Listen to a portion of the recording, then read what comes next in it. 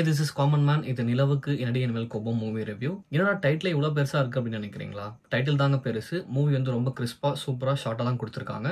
2 hours 16 minutes முடிச்சு விட்டாங்க. And நிலாவுக்கு என்னடி என் மேல் கோபம்னு வச்சிருக்கலாம்னு நினைக்கிறேன் இந்த டைட்டில். பிகாஸ் அது இன்னும் ரொம்ப ஆப்டாக இருக்கிற மாதிரி தெரியுது. மூவி பார்த்துட்டு வந்தீங்கன்னா உங்களுக்கும் கண்டிப்பாக இந்த டைட்டில் ஸ்ட்ரைக் ஆகும். சரி, ஸ்டோரி என்னன்னு பார்த்தா ஒரு மிடில் கிளாஸ் பையன் கேட்டரிங் படிச்சுட்டு இருக்கான் வித் நோ ஃபியூச்சர் பிளான்ஸ். அப்படியே இன்னொரு சைடு பார்த்தா ஒரு ஹை கிளாஸ் வெல்த்தியான பொண்ணு. இந்த பையனும் பொண்ணும் லவ் பண்ணுறாங்க. And middle class and high class love பண்ணாலே ஒரு ஸ்டேட்டஸ் ப்ராப்ளம் வரும் இல்லையா? அந்த ஸ்டேட்டஸ் ப்ராப்ளம் அவங்க அப்பாவுக்கு வருது. அதாவது பொண்ணோட அப்பாவுக்கு. அந்த பொண்ணோட அப்பா வேறு யாரும் இல்லை, சரத்குமார் தான். சரத்குமாருக்கு ஹீரோவை பிடிக்கல, ஹீரோவுக்கு சரத்குமாரை சுத்தமாக பிடிக்கல. ஸோ இந்த மாதிரி அவங்களுக்குள்ள ஒரு டக் ஆஃப் வார் போயிட்டு இருக்குது. ஒரு ஸ்டேஜுக்கு அப்புறமா ஹீரோக்கு சரத்குமாருக்கு கேன்சர் அண்ட் அவர் 6 months மேலே உயிரோடு இருக்க மாட்டார் அப்படின்ற மாதிரி தெரிய வருது. அவரோட மைண்ட் செட்டுமே மாறுது.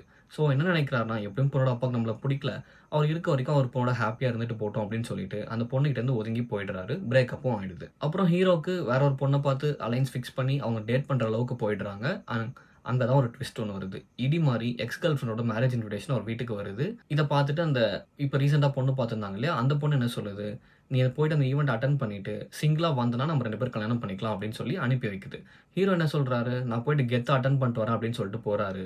அவர் போயிட்டு கெத்தா ரிட்டர்ன் ஆனாரா, இல்லை பல்ப் வாங்கிட்டு வந்தாரா, இல்லை வேற என்னதான் ஆச்சு அப்படின்றது தான் இந்த படத்தோட கதை. டைரக்டர் தனுஷ் ட்ரெய்லரில் யூஸ்வலான லவ் ஸ்டோரி அப்படின்ற மாதிரி சொல்லி நம்மளெல்லாம் ப்ராங்க் பண்ணுறதா நினைக்கிறேன். பிகாஸ் எனக்கு வந்து இது ரொம்ப யூஸ்வலாகவும் தெரியல, ரொம்பவே காம்ப்ளெக்ஸான ஒரு லவ் ஸ்டோரி தான் தெரிஞ்சிச்சு. தனுஷ் அவரோட ஆக்டிங்லாம் டாப் கிளாஸாக இருக்காருன்னு பார்த்தா டைரக்ஷனில் அதுக்கு ஒரு படி மேலே இருக்காருங்க. ராயன் அப்படின்னு சொல்லிட்டு ஒரு கம்ப்ளீட்டான ஆக்ஷன் பண்ண எடுத்துட்டு இப்போ நீக் அப்படின்னு ஒரு சூப்பரான லவ் ஸ்டோரி கொடுத்துருக்காரு. உண்மையாகவே வேற லெவல் தான் சொல்லணும். டேரக்டர் தனுஷை நிறைய பார்க்கணும் அப்படின்னு சொல்லிட்டு ஈகரா இருக்கு. Let's wait for his upcoming movies. இந்த மூவியில் யாருமே ஃபெமிலியர் ஃபேஸ்லாம் கிடையாது. பட் எல்லாருமே அவங்களுக்கான ரோலை சூப்பராகவே பெர்ஃபார்ம் பண்ணியிருந்தாரு. ஹீரோ பவிஷ் அவரோட ஃப்ரெண்ட், அந்த கேர்ள் ஃப்ரெண்ட், அந்த மாதிரி அவங்க எல்லா கேரக்டருமே சூப்பராகவே டிசைன் பண்ணியிருந்தாங்க. அண்ட் எல்லா கேரக்டருமே அவங்களோட ரோலை ஜஸ்டிஃபை பண்ணியிருந்தாங்க சொன்னோம் இந்த மூவியில். ஹீரோ பவிஷ் அப்படியே தனுஷோட ஆக்டிங்கை ரெப்ளிகேட் பண்ணியிருந்த மாதிரி தான் இருந்துச்சு நிறைய சீனில். அண்ட் நல்லாவும் ஆக்ட் பண்ணியிருக்காரு மூவி ஃபுல்லாக. என்டையர் மூவியை ரொம்ப காமன் கம்போஸ்டாக ஸ்லோவாக பட் ஸ்டெடியாக அங்கங்கே ஹியூமர்ஸ்லாம் வச்சு அதை சூப்பராக ஒர்க் அவுட்டும் பண்ணி அப்படியே தனுஷோட சாங்ஸை பேக்ரவுண்டில் ப்ளே பண்ணி விட்டுட்டு ஸ்க்ரீன் பிளேவை ரொம்ப ஸ்மூத்தாக அழகாக சூப்பராக எடுத்துகிட்டு போயிருந்தாங்க வித் ஃபேண்டாஸ்டிக்கான கிளைமேக்ஸ். அண்ட் கடைசியாக நீக் 2 வரப்போகுதுன்ற ஒரு அனௌன்ஸ்மெண்ட் பண்ணி முடிச்சிருந்தாங்க.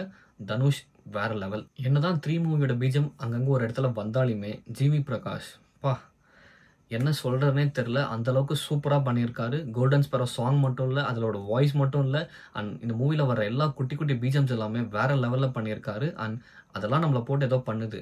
ஜிவி ஆக்டிங்லாம் வேண்டாம் ஜிவி, விட்டுட்டு மியூசிக்லேயே கம்ப்ளீட்டாக இருங்க அப்படின்ற மாதிரி நம்மளை சொல்ல வைக்குது. அந்தளவுக்கு சூப்பராக பண்ணியிருக்காரு. குட் பேட் அக்லி தான் அவரோட கரியர் பெஸ்ட்டாக இருக்கும் அப்படின்ற மாதிரிலாம் சொல்லியிருந்தாரு.